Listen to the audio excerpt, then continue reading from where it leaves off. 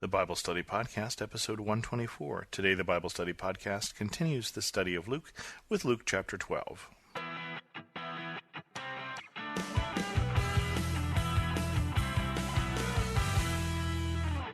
Welcome to the Bible Study Podcast. I'm your host, Chris Christensen. Sorry for missing a week, but I was sick last week and didn't have the voice for it. We left off in Luke chapter 12, verse 34, so we'll pick up with a section called Watchfulness. Be dressed ready for service, and keep your lamps burning, like men waiting for their master to return from a wedding banquet, so that when he comes and knocks, they can immediately open the door for him. It would be good for those servants whose master finds them watching when he comes. I tell you the truth, he will dress himself to serve, will have them recline at table, and will come and wait on them.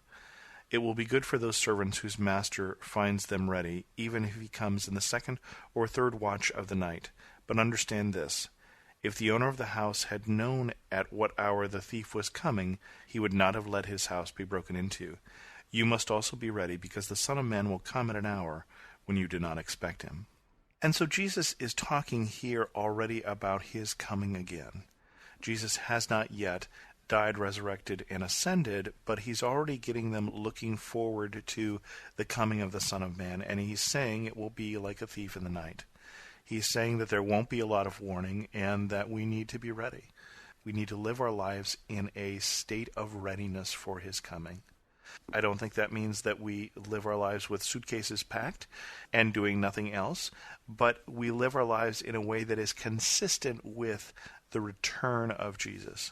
We live our lives like the good servant about our master's business, so that when he comes back, he finds us doing what he asked us to do. Peter asked, Lord, are you telling this parable to us or to everyone? The Lord answered, Who then is the faithful and wise manager, whom the master puts in charge of his servants to give them their food allowance at the proper time? It will be good for that servant whom the master finds doing so when he returns. I tell you the truth, he will put him in charge of all of his possessions. But suppose the servant says to himself, My master is taking a long time in coming, and then begins to beat the man's servants and maidservants, and to eat and drink and get drunk. The master of that servant will come on a day that he does not expect him, and at an hour he is not aware of. He will cut him to pieces and assign him a place with the unbelievers.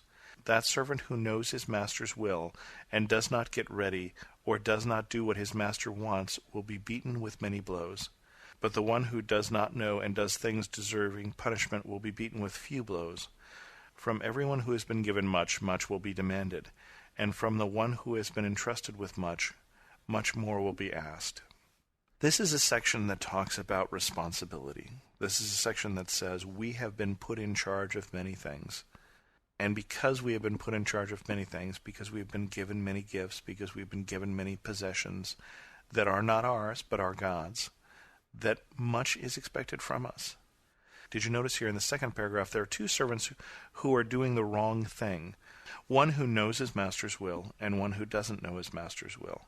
And in that analogy, the one who knows his master's will be held to a higher accountability, because he knows better. Let's say you left your kids when you went away for a trip, and they were old enough to do so. You left an older one and a younger one. When you came back, if there were trouble, you would probably hold the older one to a greater account, because they were old enough to know better. They were the one who was left in charge. And that's similar to what this is saying here, is that those to whom much is given, much will be expected. Now, one context that we can't lose sight of here is that one of the things that God holds most dear is the church, is the people of God. And so therefore, I think especially we need to look at this and say that those who are put in positions of responsibility within the people of God, those who are ordained, those who are elected for whatever reason, who have positions of responsibility, that is a specific group that much has been given. Much will be expected, because there is a special responsibility there for what are you doing with the stewardship of God's people. But I don't think it's any less for those who've been given children, for those who've been given a job, for those who've been given a warm and dry place to live, for those who've been given resources. we're all going to be held accountable for how we have been stewards of the things that we have been given, just as the servants in these stories are held accountable when the master returns. Sometimes when we talk about Jesus' second coming, we get caught up in Hal Lindsey, Late Great Planet Earth, Signs of the Times, what does this sort of thing mean? And this is probably one of the more important chapters that talks about the second coming of Jesus, because it deals with the important things. And the important things are, you don't know when it's going to happen, you won't know when it's going to happen, you have to be ready at all times, and ready means being about your master's business at all times, in all circumstances, living as if it mattered. And that's really probably the most important lesson about the second coming is, don't get caught up in prophecies, don't get caught up in predictions, but focus on what matters, and what matters is doing the job we are sent to do. And Luke continues, I have come to bring fire on the earth, and how I wish it were already kindled. But I have a baptism to undergo, and how distressed I am until it is completed. Do you think I come to bring peace on the earth? No, I tell you, but division. From now on there will be 5 in one family, divided against each other, 3 against 2, and 2 against 3. They will be divided, father against son, and son against father, mother against daughter, and daughter against mother, mother-in-law against daughter-in-law, and daughter-in-law against mother-in-law. This is an odd section here, because we certainly know Jesus as one of his titles is Prince of Peace. So how can it be that he's coming not to bring peace but division? One of the things we've already seen in the study of Luke is that there's numerous places where we talk about you're either for or against. And Jesus requires a decision. Jesus comes with these claims of who he is, that he is the Son of God, that he is the only way to the Father, that are not compatible with a lot of other ways. They're not compatible with a lot of other decisions. And so if we really understand Jesus, we have to accept him or reject him. And I think that this is just the reality here. Jesus is just saying this is what's going to happen, that it will cause division as the word about Jesus gets out. Does that mean we should not tell people about Jesus because we should not cause division? Well, certainly not. But Jesus is just saying that some people will decide for him and some will not. And notice that this is in a context of Jesus looking forward into the future. Not looking forward to, as in with great joy, a baptism he has to undergo. And I think what he's talking about here is his crucifixion. I have a baptism to undergo, and how distressed I am until it is complete. So Jesus is looking at the price that he will pay at this point, and looking past that to how we will react. And Luke goes on here and closes the chapter with these words. He said to the crowd, when you see a cloud rising in the west, immediately you say, it's going to rain, and it does. And when the south wind blows, you say, it's going to be hot, and it is. Hypocrites! You know how to interpret the appearance of the earth and the sky. How is it that you don't know how to interpret this present time? Why don't you judge for yourself what is right? Are you going with your adversary to the magistrate, trying hard to be reconciled to him on the way, or he may drag you off to the judge, and the judge turn you over to the officer, and the officer throw you in prison? I tell you, you will not get out until you have paid the last penny. So Jesus is talking here about interpreting the times. Can you see what is going on?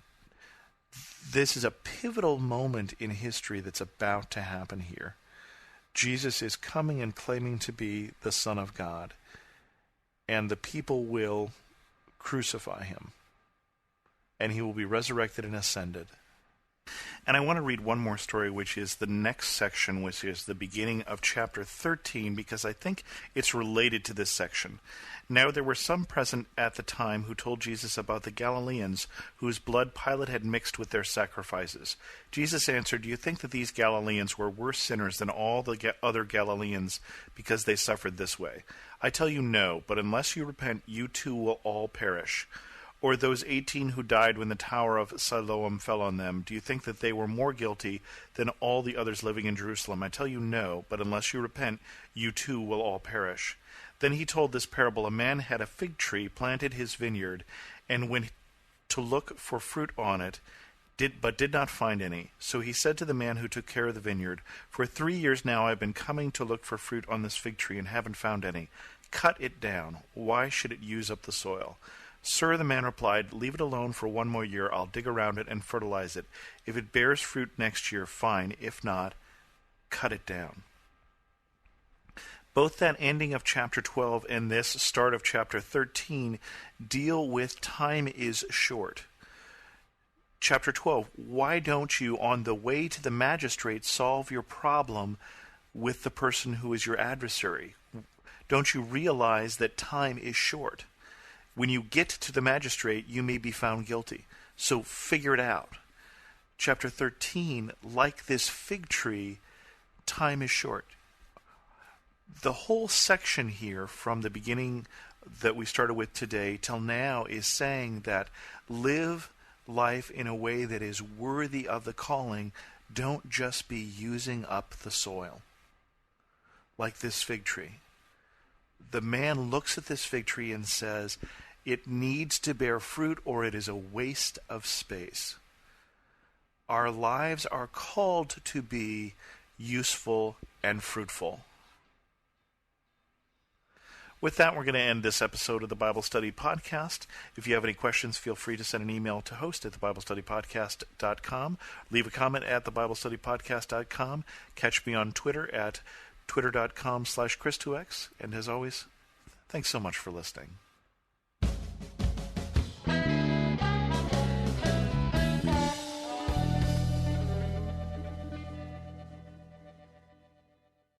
For some of us, personal finances aren't just personal. They include loved ones, neighbors, the communities we call home, and the causes we hold in our hearts. At Thrivent, planning your finances is bigger than just money. We help you put your plans into motion and faith into action so you can do more for the ones in your heart.